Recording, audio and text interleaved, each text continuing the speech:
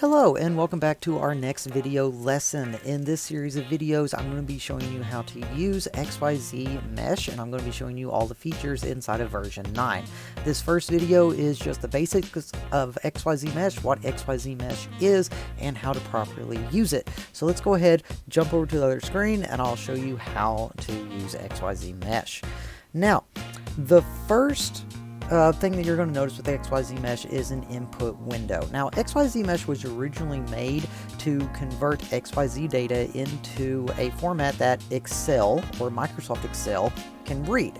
It was originally made to convert XYZ data into surface graphs, but you can also do scatter plots now and a lot of other stuff. And just because it was originally made for Excel does not mean you actually need Excel to use XYZ Mesh. Now, typically, whenever you convert XYZ data into a mesh format inside of Excel, it needs to be in this format here. And no, technically you don't need XYZ Mesh to do this, but XYZ Mesh makes it a lot easier. There's also other features in it that we'll get to in a little bit that makes your life a lot easier when trying to make surface graphs. So for instance, whenever you make a surface graph in Excel, it needs to be in a mesh format. A mesh format has the X values along the header columns of the rows. So the X, which is latitude, the Y values along the header side of the columns, so Y is longitude, and the Z values being in the correlating spots between the X and the Y. Now that is where XYZ Mesh comes in. We can just copy this whole range, all of these data points, jump into XYZ Mesh, right click and paste. And as you can see, we now have all of this data plotted for us right here. We can display the data and view it, zoom into it, rotate it around as we need to. But the main focus is down here in the bottom left-hand side. The auto sort is the function that will automatically sort your data in the correct format for Excel. So just leave that alone unless you have special needs for your data.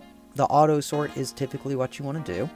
A complete curve will allow you to curve your data, so it takes empty data points and it curves them around the existing data points.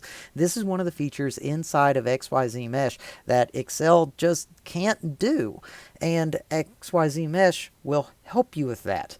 Now, if you don't want to add any extra data points in there, such as you don't want it to be curved, you just want it to be the raw data points, then you can select single points. But almost every time that you want to curve data to have it exported into Excel, you're going to want to curve that. Otherwise, you're going to have empty data points and it's not going to look right. Finally, we have the theoretical points and the auto adjust decimal. Now, Excel will only let you export up to a 250 by 250 grid. By adding in the auto adjust decimal, it will automatically condense your data down into a correct size that Excel will accept, and the theoretical points will add in empty sections that Excel might actually look over. So both of those options are really good to include. So let's go ahead. Once we have our data set, the presets for most part is perfectly fine. We just hit convert to XYZ to Excel. And there we have all of our data points converted over into a mesh format that Excel can read. And we can actually preview this to see what it's going to look like before we put it into Excel. We can also go and change the type of graph. For instance, we don't want it to be a wireframe, we want it to be a surface. Well, this is what it would look like. And if I bring my camera over just a little bit, you can now see the settings underneath of it. Now, if we toggle off auto scale, the auto scale will allow XYZ Mesh to scale it to the proportions that it thinks it should be. And this won't necessarily be the same proportions that Excel has, because Excel actually will have the data be more like this right here. It won't do a whole lot of scaling for you. Now, this is probably going to be what Excel Mesh is going to look like, and that's not realistic. In fact, the plot of land that we're looking at was more along the lines of what XYZ Mesh had scaled to, which was about like that. But if you want to scale it, you can do that. You also have different options for rotating, panning, moving it back and forth, up and down, all kinds of different stuff to go with it. But the main focus of this video and XYZ Mesh is exporting it to Excel. And you can do that by just clicking the Excel 3D export down here at the bottom left, or you can go to File and Export to Excel. You are going to have this new window that comes up where you can specify any kind of information about the graph that you want. You can have your company name information, name your client name information like that, and it can also save this as in memory. So if you are using this quite often, you can just populate it right back in there. Now, I personally never use this part because I just never use that part, but it's there in case you want it.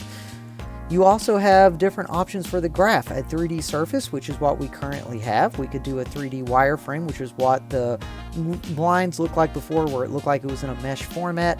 We could do 3D scatter plots, contours. Right now, I'm just going to stick to the simple display 3D surface. Once I have that, I'm going to hit Export to Excel. It'll take a second and it'll load up.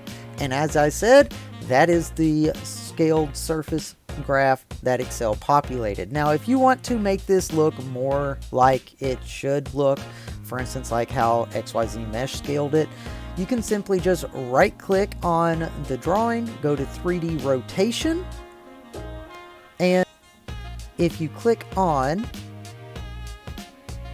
the Z values going along the top and bottom, you can actually go to the little bar graph right here, and you can change the axis option. So this is automatically generated. You can actually change this to be higher or lower depending on what you want. So if we change this to 200 and change the maximum to 300, we can actually get more of a realistic representation.